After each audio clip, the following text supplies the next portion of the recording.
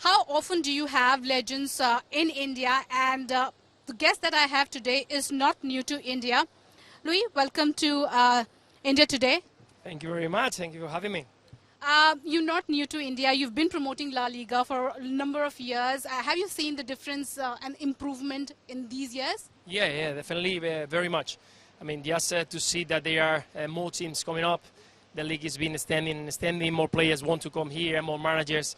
That shows that the ISL is been growing, and you can see now the involvement of more Indian players. That's a massive, and that's why I think the ISL back in 2014 was the initial start of everything. That's what they wanted.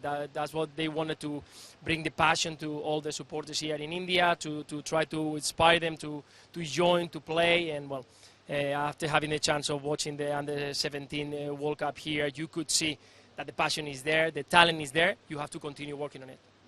And tell us about your association with Hero Wired. Well, we're here to launch this fantastic partnership that La Liga is having powered by Hero Wired, and the options that they're going to have all the people here in India to have the chance of playing in La Liga, becoming manager, becoming a player, and of course fighting and competing for a major prize that is going to be to travel into Spain. Let's talk a little about La Liga and Xavi's appointment to Barcelona. How do you see the whole step? Do you think it's a good decision to have Xavi a part of the team? Of course, you just have to see the results and the way the Barcelona is playing at the moment. We are all enjoying. I think it was a lot of questions about it because he didn't have the experience that maybe a Barcelona coach needs when there's a moment of transition, but I think it's been fantastic. He adapted very quick, and the players understood what he wanted from them. He passed the message in a fantastic way, and the results are arriving very quick. Of course, it's going to be tough to get closer to Real Madrid. There is a lot of points, but at least this transition is engaging the supporter. That it was something very important to bring back the supporters to the club, to the belief, and of course to see the way the Barcelona is playing at the moment, bring us a lot of good memories from the past where they were winning everything with Pep Guardiola or with Luis Enrique. You yourself pointed out the point difference between Real Madrid and Barcelona. Was it a surprise for you?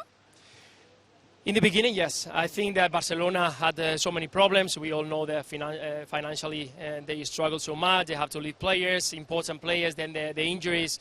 And then we saw Atletico Madrid exactly the same. I think that COVID hurt very much both teams, of course, as well Real Madrid. But Real Madrid in the beginning were strong, they were very solid, and they got that big gap that only Sevilla could manage to get closer. And at the end, Sevilla, because of injuries, mistakes, well, they are dropping a little bit, a lot of points drop, and well, it looks like Real Madrid is going to get at the end of the season getting. Yeah, my next question was that only. Do you see Real Madrid lifting the trophy this season? Yeah, I think so. I would like to be more optimistic, of course, with Barcelona and Atletico Madrid and even Sevilla. We want a competitive and challenging La Liga, and we want to see that at the end in the last 3-4 games, and there is a competitive situation between those four teams. But it looks like it's going to be more who's going to get into the top 4 with Betis, with Real Sociedad, even Bilbao is getting closer, Villarreal. So there is going to be very, very exciting to see who is going to get in the top 4 with Real Madrid. I think that's what it looks, at least at the moment, getting the trophy. I cannot leave you without talking about EPL because you've also played for Liverpool.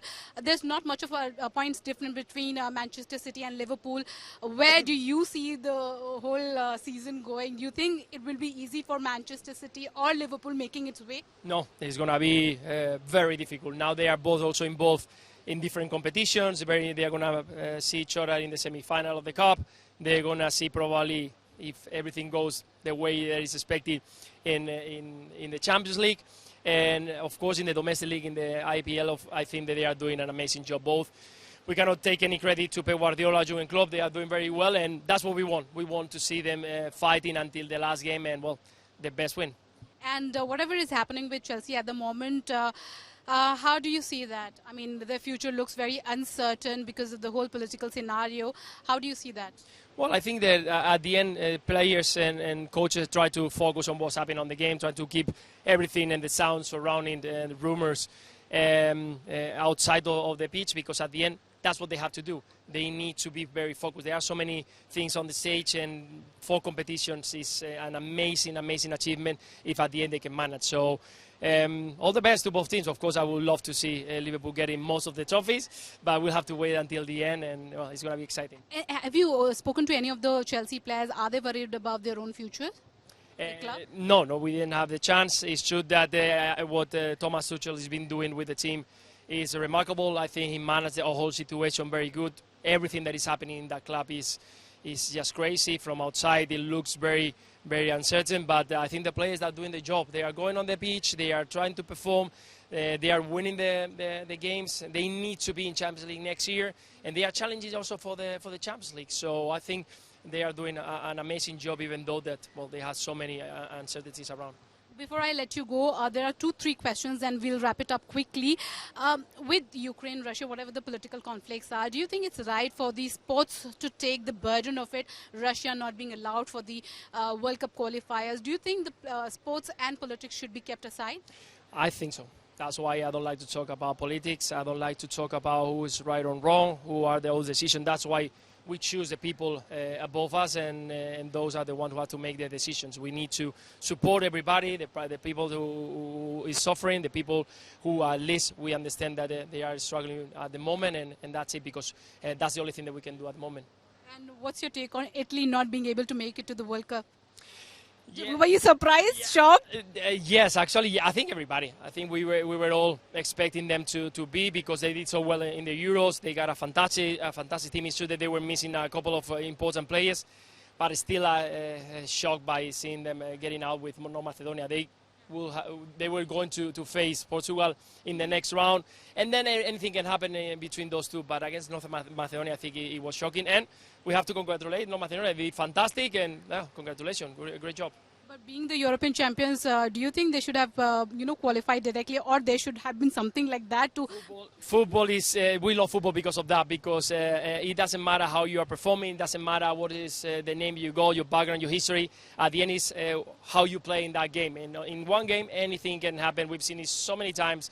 We are going to continue seeing it in the future, and that's why it's so exciting. That's why it's the main sport around the world, and we all love it. So, we want more stories like this one. Your favorite to win the Champions League?